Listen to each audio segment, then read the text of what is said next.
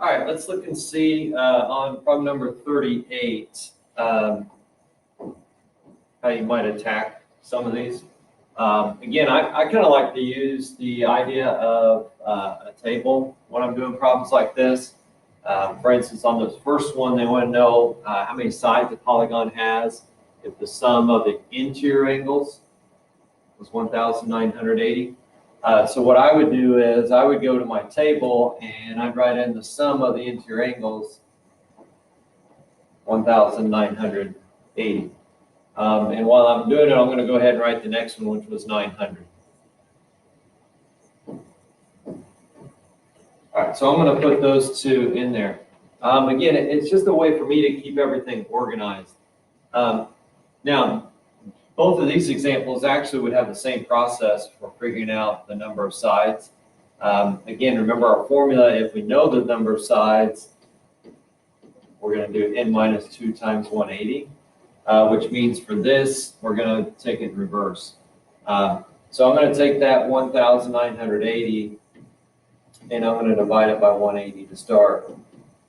So when I do that, I get 11. That would be wiping out this part. And then I'd be left with n minus 2, so the opposite of that would be adding 2. And I find out that this one would have had 13 sides. And then I'd follow the same process for the 900. So for the 900, you should have figured out each side was 7. Now, obviously the table for this one, just for that part, wouldn't have been a big deal. But maybe they would have asked for some of these other things, and we'll look at those other parts of this question here in a second. But let's say they asked me to fill in every single part of this table.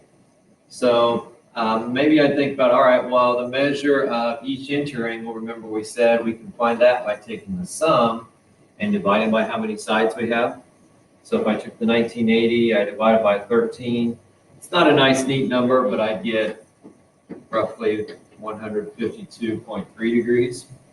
And then if I want to find each exterior angle, well, we know these two had to have a sum of 180.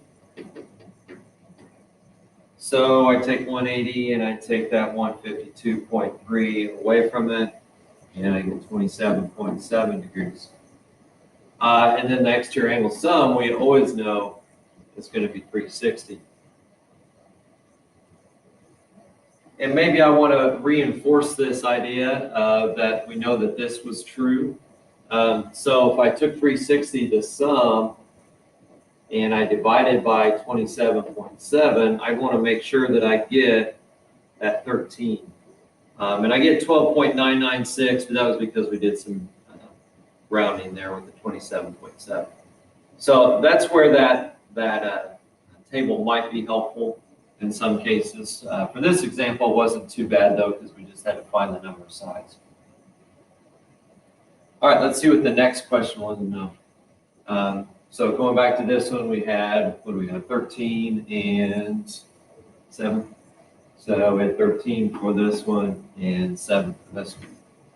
All right, the next one says, if an exterior angle is 90 degrees, how many sides does it have? What's another name for this shape? Okay, so I go to, again, my table if I wanted to use that, and essentially what they're saying is each exterior angle is 90. We already know the sum is going to be 360. They want to know this, how many sides.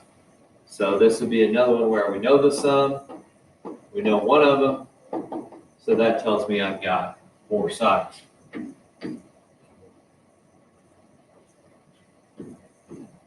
Now, the name for the shape, well, they said it was a regular polygon, so we know a regular polygon that has 4 sides would be a square.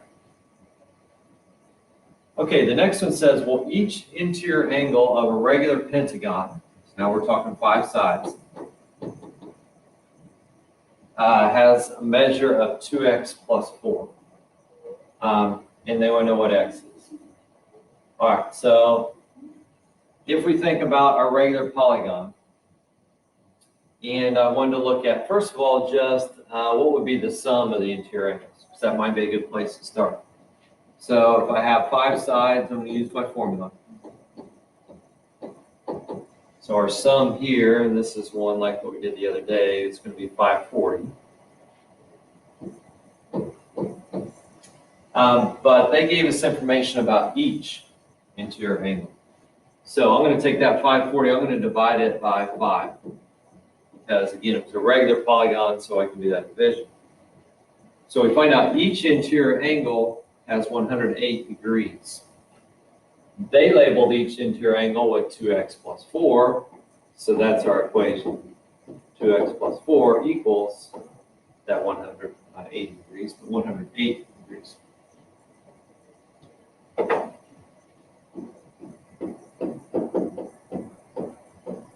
And we're going to solve that equation. So if I subtract 4, divide by 2, I find out that x should have been 52. So we didn't necessarily need the table for that. All right, number 4, the measures of 4 exterior angles of a pentagon are 57, 74, 56, and there shouldn't be it in there, but 66. So they want to know what's the remaining angle. Well, knowing it was a pentagon really didn't even matter here. Other than we do know that that would give me 5 angles, and they gave me 4 of them. However, the total is always going to be 360. So essentially, we're just taking 360, and we're taking off all those measures. So when we do that, we should have ended up with 107 degrees for our last angle. And then finally, the 5th one, find the sum of the interior angles of an 11 gon. So we go to our formula. It's 11 minus 2 times 180. And so I multiply that out, and I find out my total is 1,620. So hopefully no big deal on that part. Then it says, okay, does it matter if it's regular or not? Well, when we're talking about the sum of the angles, whether it's a regular polygon or not does not matter. If we think about our triangles, well, every single triangle had 180 degrees, whether it was equilateral or whether it was scalene, didn't matter.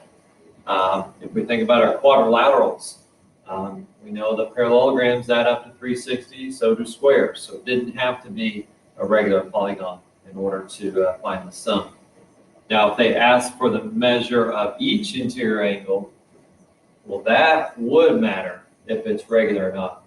Because if it's regular, I could just divide it by, in this case, 11 and find out what each one was. However, if it was not regular, I couldn't really answer that question without some more information. Because if it's not regular, then not all the angles are necessarily the same. All right, so that's some practice dealing with our polygon angles, given some different pieces of information. So hopefully you did okay on that one, and you're starting to understand kind of how we're attacking things here.